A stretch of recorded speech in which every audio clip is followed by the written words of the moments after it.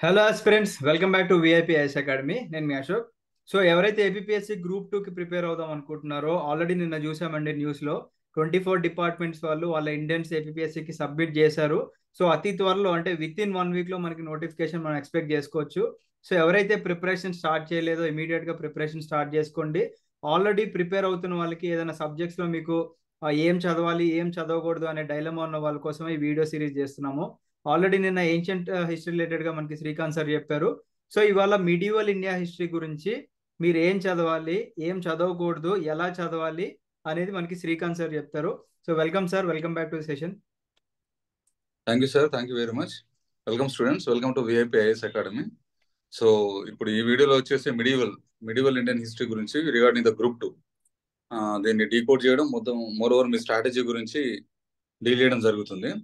So నేను అంటే crux గా చెప్పాలనుకుంటే చాలా మంది అంటే గ్రూప్ 2లో స్క్రీనింగ్ టెస్ట్ కి అంటే ఏదైతే ప్రిలిమ్స్ ఉందో ఆ క్వాలిఫైయింగ్ నేచర్ కి చాలా మంది జాగ్రఫీ ప్రిపేర్ అవుదాం, కరెంట్ అఫైర్స్ ప్రిపేర్ అవుదాం, సొసైటీ ఏదైతే సోర్స్ ఉందో తెలుగు అకాడమీ అది ప్రిపేర్ అవుదాం, నెక్స్ట్ యాప్టిట్యూడ్ ఉందో అది ప్రిపేర్ అయ్యి హిస్టరీని కార్నర్ చేసుకుందాం. సో హిస్టరీ కాకుండా మిగతా అన్ని అట్లీస్ట్ 25 పెట్టుకున్నా సరే ప్రిలిమ్స్ అనేది ఈజీగా క్వాలిఫై అయ్యే ఛాన్సెస్ ఉంటుంది.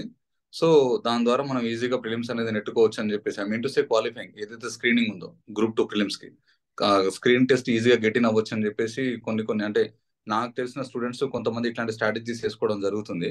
My sincere kindly request is ఇంత టైం పెట్టి, ఇంత మనీ పెట్టి, ఇంత ఎఫర్ట్ పెట్టి, మోర్ ఇంపార్టెంట్లీ మీరు ఇంత ప్రొడక్టివ్ ఏజ్ పెట్టి మీరు ఇట్లా సబ్జెక్ట్స్ ని కార్నర్ చేసుకొని మిగతాదంతా చదువుదాం అనుకుంటే ఇదేం అకాడమిక్ ఎగ్జామ్ కాదు, ఇది ఒక competitive exam. There will be a tough competition. So it is estimated that up to more than 10 lakhs people will going to participate in the group 2 exam. So అలాంటి one of the toughest exam, more factual ఉంటుంది, analysis కూడా ఉంటుంది అని చెప్పడం జరిగింది, conceptual questions కూడా ఉంటాడని చెప్పడం జరిగింది. కాబట్టి 25 మార్క్స్ అని తెచ్చుకుంటే ఈజీగా స్క్రీన్ టెస్ట్ ని గెట్ ఇన్ అవ్వచ్చు అన్న ఇల్యూజన్ లో ఉంటే యూఆర్ అబ్సల్యూట్లీ రాంగ్. ఎందుకంటే మీరు అనుకున్న ప్రతిదీ, మీరు ఒక విషయం చెప్పాలంటే every subject this is competitive exam. మీరు ఎంత పర్ఫెక్షన్ అవ్వాలనుకుంటే, మీరు ఎంత పర్ఫెక్షన్ ఉన్నా డిఫికల్టీ లెవెల్ పెంచాలనుకుంటే ఎలాగైనా పెంచొచ్చు. So don't go such kind of illogical things and outdated kind of preparation అనేది వేస్ట్. సో హిస్టరీని ఎప్పుడు కార్నర్ చేయొద్దు. ఏదైతే మీరు ఒక traditional kind of method of preparation లో ఉన్నారు అంటే హిస్టరీ అనేది ఫ్యాక్చువల్, హిస్టరీ అనేది మోర్ ఓవర్ అంటే remembering of dates, kings, times, dynasties, no, it is outdated kind of things. Memory based అస్సలు కాదు. మీరు కనుక ఒక క్రిస్టల్ క్లియర్ గా ఒక క్రొనాలజికల్ ఆర్డర్ గా ఒక కాన్సెప్ట్ వైజ్ పోతే history is very easy when compare to other subjects also. So please keep it that in mind. My kindly request is let's go into the purpose of the session, the medieval Indian history regarding the group 2 APPSC group 2 exam. Okay, so syllabus ను decode చేస్తున్నా. So నేను ఇంత ముందు వీడియోలో కూడా syllabus ను decode చేయడానికి maximum time కేటాయించడం జరిగింది. వై? ఎందుకంటే చాలా మంది ఇన్స్టిట్యూట్ లో నేను కొన్ని వీడియోస్ చూస్తున్నా, they are giving excessive information. Syllabus ఇవ్వడం దేనికి? యూపీఎస్సీ అయినా, ఎనీ ఎగ్జామ్ అయినా, గ్రూప్ 2 అయినా, టీఎస్పీఎస్సీ అయినా, ఏపీఎస్సీ అయినా, ఎట్సెట్రా ఎట్సెట్రా, ప్రతి దానికి సిలబస్ ఎందుకు ఉంటది? నాకు కావాల్సింది ఈ సిలబస్ ప్రిపేర్ అయితే క్వశ్చన్ పేపర్ ఇలా వస్తుందని చెప్పడానికి వాళ్ళు సిలబస్ ఇస్తున్నారు. సో సిలబస్ ఇచ్చిన తర్వాత కూడా there are many institutes, there are many videos which I'm come across. వాళ్ళు చాలా మంది ఇది కూడా చదవండి, అది కూడా చదవండి, అది కూడా అవసరం అని చెప్పి చెప్తున్నారు. Please go, don't waste your valuable time in unnecessary things. So అవసరం లేదు, సిలబస్ క్లియర్ గా ఇచ్చాడు, మీరు దాన్నే క్రిస్టల్ క్లియర్ గా కాంప్రహెన్సివ్ కవరేజ్ ఆఫ్ సిలబస్ ఇచ్చింది ఏదైతే ఉందో అది కవర్ చేస్తే సరిపోతుంది. ఎందుకంటే గ్రూప్ 2లో క్లియర్ గా సిలబస్ మెన్షన్ చేయడం జరిగింది. అందులో చాలా అన్నెసెసరీ థింగ్స్ మిగతా వాళ్ళు అది కూడా చదవాలని చెప్తున్నారు, అవసరం లేదు. Yes, I can say that. ఎందుకంటే సిలబస్ క్లియర్ గా ఇచ్చాడు, అది ఫాలో అయితే సరిపోతుంది. ఎందుకు చెప్తున్నానంటే already ancient Indian history decoding చేశాను. ఎందుకంటే మెనీ కైండ్ ఆఫ్ స్టూడెంట్స్ ఏంటంటే అన్నెసరీ థింగ్స్ అవుతున్నారు. ఏదైతే ఇవ్వలేదో వాళ్ళు ఒక బుక్ పట్టుకుని ఆ బుక్ మొత్తం కంప్లీట్ గా కవరేజ్ చేద్దామని చూస్తున్నారు. అవసరం లేదు, సిలబస్ స్టిక్ అవ్వండి. My kindly suggestion to is as a friend, okay, more than A faculty.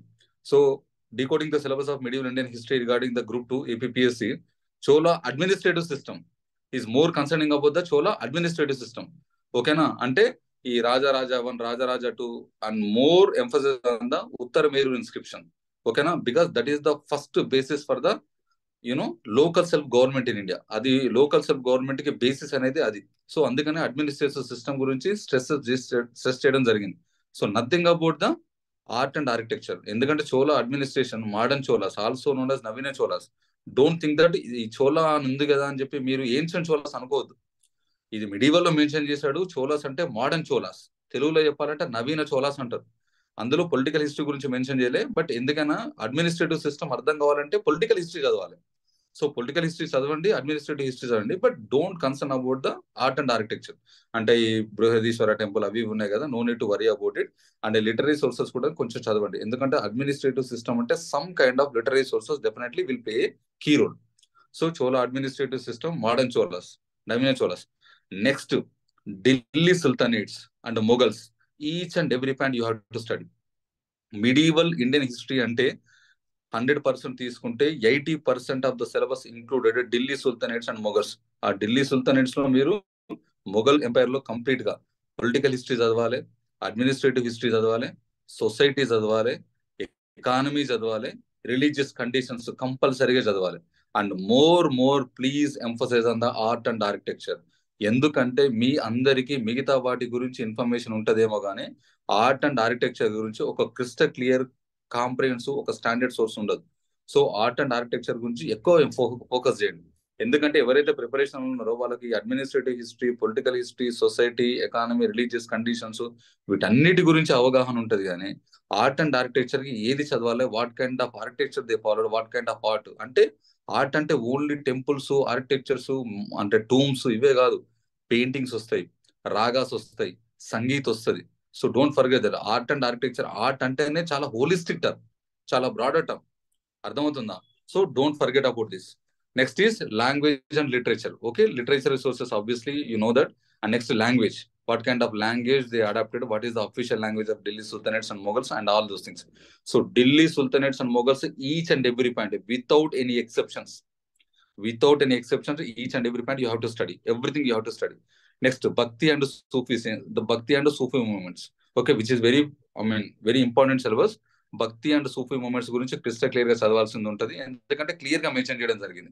And భక్తి అండ్ సూఫీ మూమెంట్స్ మీరు అనుకున్నట్టుగా ఏంటంటే ఓన్లీ కొన్ని ఇంపార్టెంట్ పాయింట్స్ గుర్తుంచుకుంటే సరిపోదు. పర్సనాలిటీస్, కబీర్ మెయిన్ గోల్ ఏంటి, గురునానక్ మెయిన్ గోల్ ఏంటి, దాదు దయాల్ హూ ఇస్ నిర్గుణ, హూ ఇస్ సద్గుణ, నిర్గుణ సెయింట్ ఎవరు, సద్గుణ సెయింట్ ఎవరు అని చెప్పి క్లియర్ గా మీరు కాలం వేసుకోండి. Okay, who is proponent of what అని చెప్పి క్లియర్ గా. అంటే ఇప్పుడు చైతన్య మహాప్రభు ఉన్నాడు, ఇన్ విచ్ రీజన్. భక్తి మూమెంట్, సూఫీ మూమెంట్ లో 4 పాయింట్స్ ఇంపార్టెంట్. ఒకటి పర్సనాలిటీ, ఆ పర్సనాలిటీ ఏ డేట్ కి సంబంధించినటువంటి వాడు, అంటే ఏ సెంచరీకి సంబంధించిన వాడు, he belongs to which part of India, అంటే which state of India. And next thing is he సద్గుణ నిర్గుణ. And next thing is his literary sources, అంటే ఏమైనా బుక్స్ కంపైల్ చేయడం జరిగిందా. ఈ 4 పాయింట్స్ డెఫినెట్ గా you have to remember it. Okay, including the Sufi movement also. So personality, ఎక్కడి నుంచి వాళ్ళు, నెక్స్ట్ వాళ్ళు ఏదైనా సద్గుణానా నిర్గుణానా, అంటే ఆకారం ఉన్న వాళ్ళని ప్రొపోనెంట్ చేశారా, నిరంకారంగా ఉన్న వాళ్ళని ప్రొపోనెంట్ చేశారు, దేన్ని ఫాలో అయ్యారు, what they patternized. And next last thing is వాళ్ళ లిటరరీ కంపైలేషన్ ఏమైనా ఉందా, అవి మర్చిపోదు. Next Shivaji and the rise of Maratha empire complete. ఓకేనా, మీరు ఏదైతే మోడర్న్ లో మరాఠా ఎంపైర్ గురించి చదువుతారో, ఇది బ్రిటిష్ కాంక్వెస్ట్ ఆఫ్ ఇండియా, అది కాదు. ఇక్కడ Shivaji and rise of Maratha in the sense means what, ఆ శివాజీ యొక్క కంప్లీట్ ఎలా రైజ్ అయింది, ఛత్రపతి టైటిల్ తర్వాత అడ్మినిస్ట్రేషన్ ఏంటి, వాళ్ళ సొసైటీ ఏంటి, and more importantly how the society was organized. ఎందుకు Shivaji is literally projected as the Hindutva ఆ టైంలో, ఎందుకంటే కంప్లీట్ గా ఇస్లాం అనేది అడ్వెంట్ చేయబడినప్పుడు, కంప్లీట్ గా ఒక బ్లాంకెట్ బ్యాన్ ఆఫ్ హిందూయిజం అనేది ఇండియాలో జరిగినప్పుడు, Shivaji is literally projected as a hero against the Hindi flood, against the Muslim flood, as a Hindu hero. So Shivaji and rise of Maratha అంటే ఐ రిపీట్ వన్స్ అగైన్, మీరు ఏదైతే modern Indian హిస్టరీలో British conquest of Maratha empire ఉంది కదా, ఆ Maratha empire గురించి కాదు, ఇక్కడ శివాజీ రోల్ గురించి. రైజ్ ఆఫ్ మరాఠా ఏ విధంగా జరిగింది, శివాజీ టాక్సెస్ ఏంటి, అంటే చౌత్, సర్దేశ్ ముఖ్ అవి ఉన్నాయి కదా, అలా ఆ kind of Shivaji related centric ఉన్నటువంటి అడ్మినిస్ట్రేషన్ ఫోకస్ అనేది చేయడం జరుగుతుంది. Next advent of Europeans. Actually advent of Europeans అనేది మనకు మోడర్న్ ఇండియన్ హిస్టరీలో వస్తుంది, బట్ ఏపీపీఎస్సీ వాళ్ళు ఏం చేశారంటే దీన్ని మిడివల్ లో కలిపారు. అంటే అడ్వెంట్ ఆఫ్ యూరోపియన్స్ అంటే ఏంది మీకు తెలుసు కదా, అంటే ఎవరైతే ఫారినర్స్ వాళ్ళు ఉన్నారో, అంటే యూరోపియన్స్ వాళ్ళు ఏ విధంగా, ఎవరు ఫస్ట్ ఎంటర్ అయ్యారు, what is their first settlement, ఎవరు ఫస్ట్ వచ్చారు, ఫస్ట్ సెటిల్మెంట్ ఏంది, ఇయర్ తో సహా, ఎవరిది ఫస్ట్ సెటిల్మెంట్.